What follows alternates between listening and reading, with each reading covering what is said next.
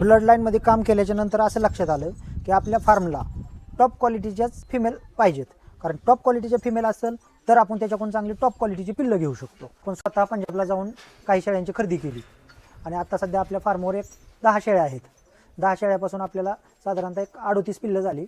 शेळीपालन हा असा व्यवसाय आहे की ते शेतकऱ्याचं ATMच आहे.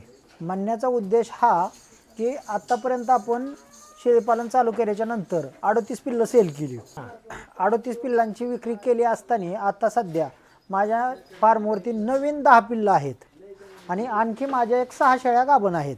ब्लड लाईनमध्ये ज्यावेळेस आपण काम करायचा विचार केला त्याच्यानंतर असं जाणून आलं की ब्लड लाईनमध्ये काम केल्यानंतर पिल्लांची क्वालिटी, त्यांचं वजन वाढ, ह्या सगळ्या गोष्टी तिथं दिसून यायला लागल्या. त्याच्यामुळं मग आपण ब्लड लाईनमध्ये काम करण्याचं ठरवलं. आपल्याकडे आता सध्या 10 मदर स्टॉक आहे आणि 3 ब्रीडर आहेत. त्याच्यामधले 2 ब्रीडर आपले महाराष्ट्र चॅम्पियन आहेत. एक महाराष्ट्रात दुसरा आणि एक महाराष्ट्रात चौथा, असे आपले 2 ब्रीडर आहेत आपल्याकडे. आणि एक जो आहे आपला पहिला जुना ब्रीडर सम्राट म्हणून.